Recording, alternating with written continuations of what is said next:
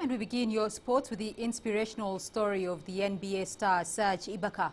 The basketball player grew up in the Congo, but after his mother died and his father was imprisoned, he moved on, first to Spain and then to the big time of the NBA. But he returns to the Congo each year to help his country, and recently he was again back in Africa to attend the NBA camp Basketball Without Borders.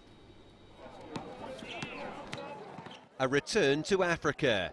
Serge Ibaka is known as one of the best defensive players in the NBA, earning the nicknames Iblocker and the Surge Protector. But his is a story that began in the Congo. He played basketball there, using a miniature football to shoot hoops. His father was a 6'7" forward for the Congo national team, while his mother also played for the Democratic Republic of Congo. But at just 7 years of age, his mother died. A few years later, his father was imprisoned during the Second Congo War. Serge used basketball as a way out of the country, first moving to Spain, but it still wasn't easy, and he often slept on the street.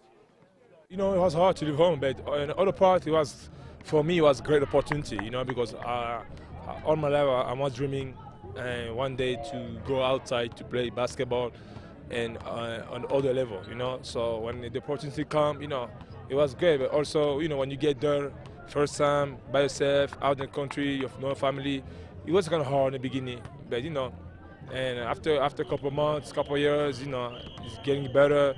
And now, you know, now everything is perfect now. Perfect is right. 6 years after leaving the Congo, he's now the defensive key for the Oklahoma City Thunder and has just signed a $49 million contract extension. But he still returns to the Congo each year to run a basketball camp. It's where I'm born, it's where I grow up, you know, so like everybody say, you can never forget where you come from, you know. And that's why every time every time I have time, I try to go back Congo, see my family, see friends, you know, try to be of community, you know, help the community, help the young player in the future. I do a lot of things, my camp, and also of UNICEF, you know, just try to help, just try to be involved, you know, with the community. Serge perhaps knows better than most the importance of hope in Africa. He's here to inspire the next generation and to show that as difficult as the path is from Africa to the NBA, it is possible. I was like them, you know, I started to play like them, same, you know. Every time when I talk of those kids, I feel like I'm talking about myself. So, you know, I'm sure they learn a lot of things, and like I say, let's give them a lot of motivation, and it give them mentality to keep believe and keep work hard. While many of his fellow teammates are relaxing, Serge is on the court, working on his technique. He wants to improve and take his game to another level. That discipline has carried him a long way, but he says his journey is far from finished. Dan Williams, CCTV, Johannesburg. Well, let's return to our headline story today, where the trial over Deputy President of Kenya, William Ruto, began at the International Criminal Court today. He is charged alongside journalist Joshua Sang. The trial of President Uhuru Kenyatta of Kenya is expected to commence in November. Well, many Africans took to the social media to express their thoughts on the current ICC issue.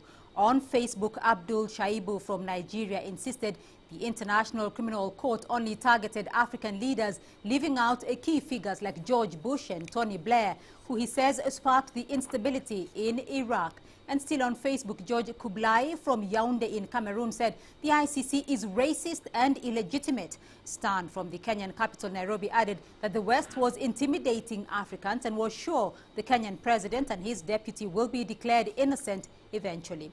Shifting to Twitter, Nimrod Kogo, also from Nairobi, insisted that the rest of Africa will pull out of the ICC once Kenya withdraws from the Rome Statute.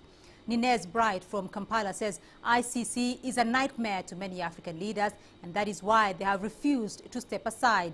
On Google Plus, Kevin Temesi from Naivasha in Kenya says a place that was affected severely during the 2007 post-election violence insisted the ICC is using its powers to bring neo-colonialism to Africans.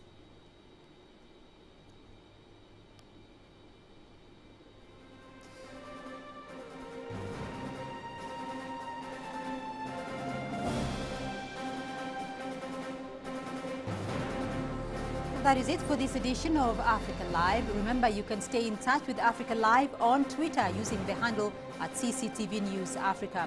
You can also visit our Facebook page, CCTV Africa. Thank you for watching. I'm Beatrice Marshall in Nairobi. Up next, the World News Update from Beijing. Bye-bye from us.